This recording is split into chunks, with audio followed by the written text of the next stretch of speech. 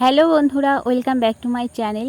আমি অনেক দিন ধরেই আমার পার্সোনাল লাইফের কোনো কিছুই এই ভিডিওতে শেয়ার করিনি।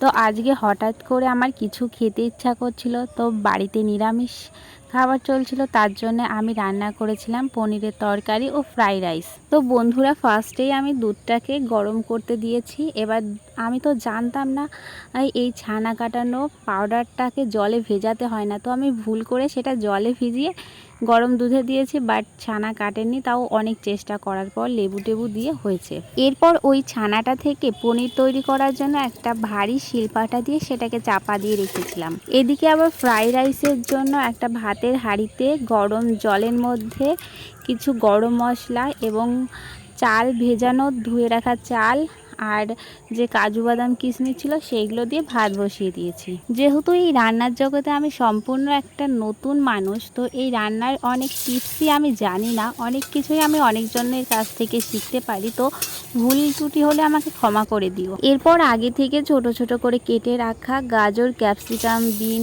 এইগুলো কড়াইতে তেল দিয়ে তার উপরে দিয়ে দিলাম। আমি এই রান্নার সম্পর্কে খুব বেশি না জানলেও মায়ের কাছ থেকে শুনেছি যে এই সবজিগুলোকে নাকি আর্ধেক করে ভাজতে হয়। তো আমি সেই অনুযায়ী লবণ দিয়ে হাফ সিদ্ধ করে ভেজে নিলাম এবং এই চালগুলোকেও আমি হাফ সিদ্ধ করে রান্না করে নিয়েছি। এই ভাতগুলো যাতে আরও বেশি নরম না হয়ে যায়, তার জন্য আমি একটি গাবলা এবং একটি থালায় এই ভাতগুলোকে শুকানোর জন্য রেখে দিলাম। বন্ধুরা, তোমরা আমার পরিবারেরই একটি অংশ, তো আমি যদি কোনো ভুল ত্রুটি করি তাহলে তোমরা অবশ্যই কমেন্টের মাধ্যমে সেই ভুল ত্রুটিগুলোকে আমাকে ধরিয়ে দেবে, যাতে আমি পরবর্তী সময়ে ভিডিও বানানোর সময় আরও বেশি সচেতন হয়ে যাই। এরপর বন্ধুরা, আমি একটি কড়াইতে আবারও পরিমাণ মতো ঘি গরম করে তার উপরে গরম মশলা দিয়ে ভালো করে মিশিয়ে নামিয়ে নিলাম। এরপর ওই গরম ঘি গাবলায় তুলে রাখা ভাতের মধ্যে দিয়ে এবং আগে থেকে ভেজে রাখা সমস্ত সবজি দিয়ে ভালো করে মেশাতে থাকলাম। এই মেশানোর কাজটা একটু সময় নিয়ে করতে হবে, যাতে সমস্ত ভাতের সাথে সবজি ও ঘি ভালো করে মিশে যায়। আমি এর আগে বেশ কয়েকবার ফ্রাইড রাইস রান্না করেছি, তবে এইবার রান্না করা ফ্রাইড রাইসটি ছিল আমার কাছে সবথেকে বেস্ট রান্না। এমনকি এখানে পরিমাণ মতো চিনিও মেশাতে হবে স্বাদের জন্য। আমি এইভাবে 2 ভাগ করে রাখা সমস্ত ভাতের সাথেই মিশিয়ে নিলাম। বন্ধুরা, তোমরা তো অনেকভাবেই ফ্রাইড রাইস রান্না করে দেখেছো, তো আমার এই পদ্ধতিতে ফ্রাইড রাইস একদিন রান্না করে দেখো, খুব ভালো খেতে হয়। ভিডিও শুরুতেই আমি তোমাদের দেখিয়েছিলাম দুধের থেকে ছানাটাকে আমি চাপা দিয়ে রেখেছিলাম পনিরের জন্য। এবার পনিরটা হয়ে গেছে, পনিরটাকে আমি ভালো করে টুকরো টুকরো করে কেটে নিলাম। বন্ধুরা, দেখতেই পাচ্ছ পনিরগুলো কতটা সফট হয়েছে। এরপর এই পনিরের সাথে আমি ভালো করে লবণ মিশিয়ে কড়াইতে এগুলোকে ভাজার জন্য দিলাম এবং সামান্য পরিমাণে ঘিও দিলাম। এতে রান্নাটা যেহেতু নিরামিষ পদ্ধতিতে হবে, তাই আমি এখানে কোনো পেঁয়াজ রসুন মেশাবো না।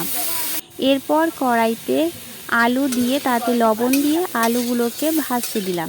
এরপর যখন আলুগুলো ভাজা হয়ে গেল, তখন আগে থেকে পেস্ট করে রাখা আদা, জিরে, লঙ্কা, কাজু বাদাম বাটা এইগুলো দিয়ে মিশিয়ে দিলাম। এরপর যখন আলুগুলোকে ভালো করে কষানো হয়ে গেল, তার মধ্যে পরিমাণ মতো জল দিয়ে কিছুটা ফুটিয়ে তারপর সেখানে আগে থেকে ভেজে রাখা পনিরগুলোকে মিশিয়ে দিলাম। এরপর যখন তরকারিটার ঝোল শুকিয়ে গেল, তখন পরিমাণ মতো গরম মশলা দিয়ে তরকারিটাকে নামিয়ে নিলাম। বন্ধুরা, আমি রান্নাটা সম্পূর্ণ নিরামিষ পদ্ধতিতে খুব অল্প উপকরণ দিয়ে খুব সহজ পদ্ধতিতে রান্না করেছি। আমার এই রান্নার ভিডিওটা তোমাদের যদি ভালো লাগে তাহলে একটি করে লাইক করে দিও এবং চ্যানেলকে সাবস্ক্রাইব করো। আর আমার ভিডিও বানানো বা রান্নার কোনো পদ্ধতি নিয়ে যদি কোনো ভুল ত্রুটি হয় তাহলে আমাকে ছোট বোন মনে করে ক্ষমা করে দিও এবং তোমাদের মূল্যবান বক্তব্য আমার কাছে কমেন্ট করে জানিও। তো বন্ধুরা, আমার সম্পূর্ণ ভিডিওটি দেখার জন্য তোমাদের অনেক অনেক ধন্যবাদ। দেখা হবে নতুন একটি ভিডিওতে।